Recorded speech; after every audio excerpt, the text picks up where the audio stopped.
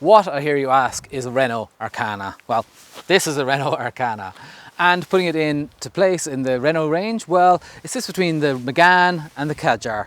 You could actually say it sits between the Captur and the Kadjar really as well, because it's a crossover like the two of them. Some will call it a coupe SUV, and that's because it's got this swoopy roofline. We'll get to that in a minute. You can probably see from that angle actually, it's got quite a bit of ground clearance, so it is a bit more than just a jacked up hatchback. Unlike most models in Renault's range, the Arkana is offered in purely hybridised format. So the entry-level engine, which we're testing here, is a turbocharged 1.3 litre petrol unit, and it has a 12-volt mild hybrid system attached to it. That reduces fuel consumption, reduces emissions, gives it a little bit more torque low down as well. So it's kind of useful without meaning a bigger engine or more expensive technology again. At the upper end is the E-Tech Hybrid. It's a full-on hybrid where it can drive partially under electric power. It's not a plug-in hybrid, so you don't have to plug it in, so it's a bit different to that. However, it has got quite a sophisticated hybrid system. Apparently it came from Renault's F1 team originally, and it's actually also available in the Clio and the Megane. There are just 3 models to choose from. It's quite a simple range. The entry-level Iconic, the S Edition and the RS line as tested here. The entry-level Iconic is the only one that doesn't get 18-inch wheels and the upright touchscreen inside. There's more equipment differences as well, of course, but that's the key differentiator.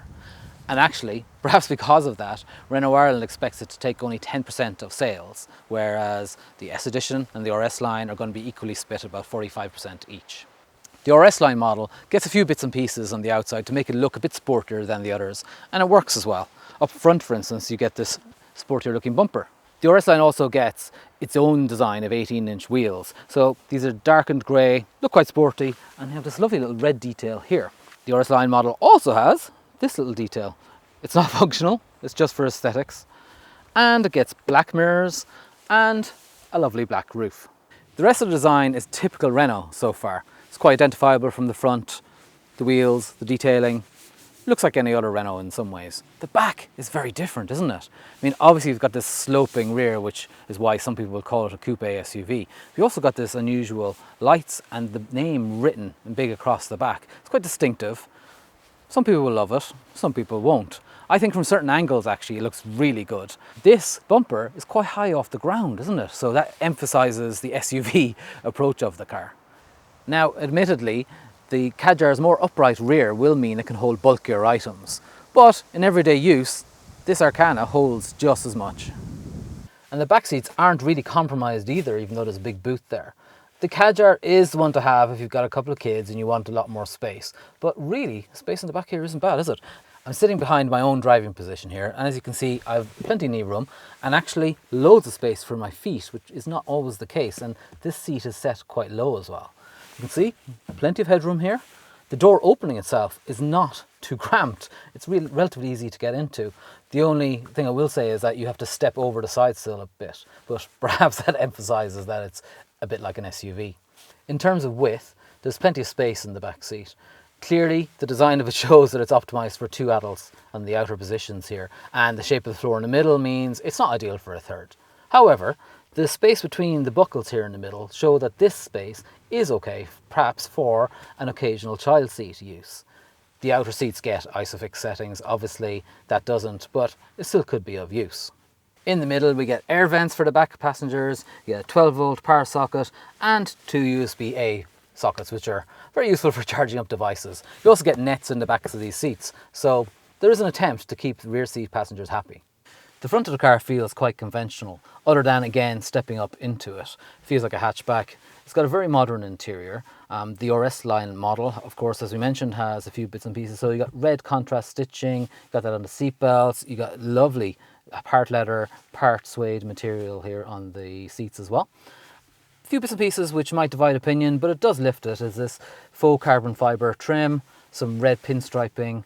It at least looks distinctive, and major thing, it's really high quality actually. Just drove down a really bumpy road a minute ago and there's not a creak or rattle in the whole car, so that's really quite encouraging.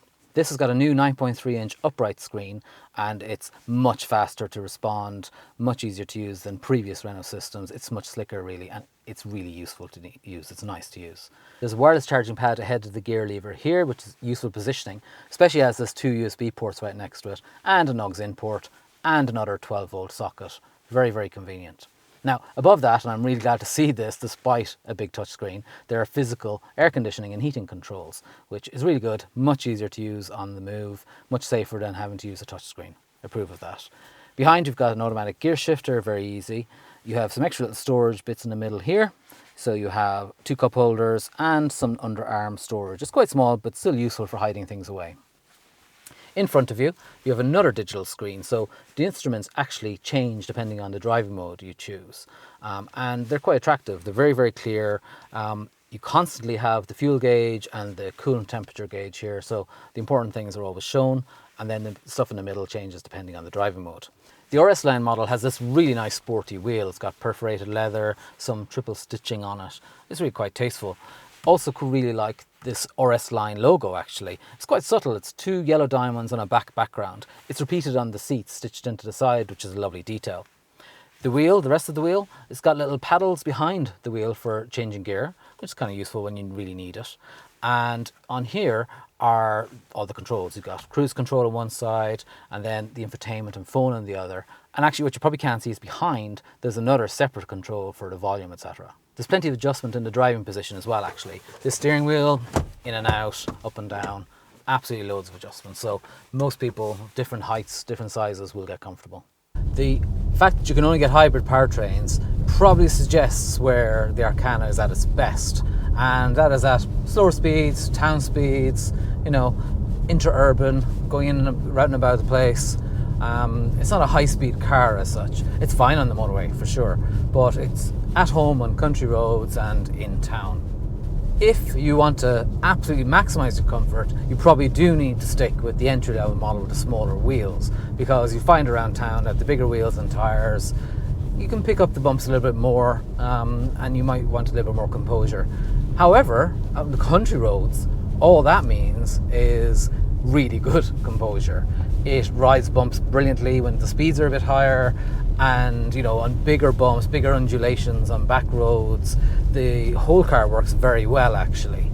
I think I mentioned earlier on in the video as well how the interior quality was really good on the move, where there's no creaks, rattles, bumps, etc. And we're in the country roads here, the mountain roads in Dublin Wicklow, and really bumpy, really quite poor surface, and it's impressive, to be honest, how refined this car is, how well put together it feels. The powertrain itself in this entry-level model, which is the turbocharged 1.3 litre petrol engine, not the full-on hybrid, it rewards a gentle foot, to be honest. It has 140 horsepower, which is significant, and 260 newton meters of torque as well, so it's not slow by any means, but it doesn't really feel like the kind of car you put your foot down in. You know, it's not about that. The gearbox is smooth if you're smooth, I think is the best way of putting it.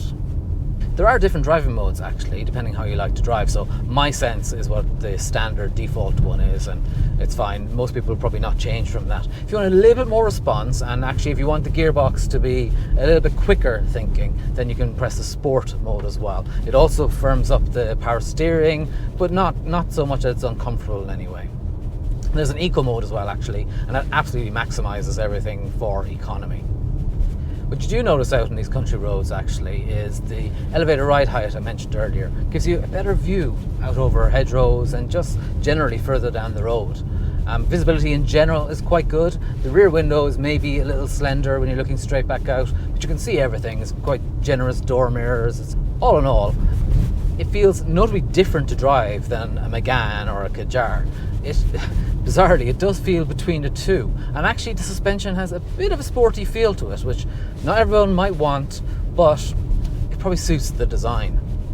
Somewhat surprisingly, it lives up to the sporty design in the corners. When the corners are interesting, when you need to use the steering a bit more, it is decent. It's got good composure, it holds on well, it's got good body control actually, so your passengers won't get pitched around the place, and all that translates into decent long distance comfort actually. If you want outright performance, it's probably worth going for the hybrid model. It has a good bit more, to be honest, a lot more torque especially, but this is absolutely fine for just ambling around. That's our first look at the Renault Arkana. It's an interesting new option in the Renault range, isn't it? and it'll probably appeal to those who have outgrown a Renault Megane, but perhaps aren't really looking for a full-on SUV. The fact that it's hybrid only also might appeal, especially in these days where more and more people are going hybrid or looking for electrification of their car. And it's going in the right direction in that way. If you'd like to know more about the Renault Arkana, read a full review, go to CompleteCar.ie, and don't forget to subscribe to the channel.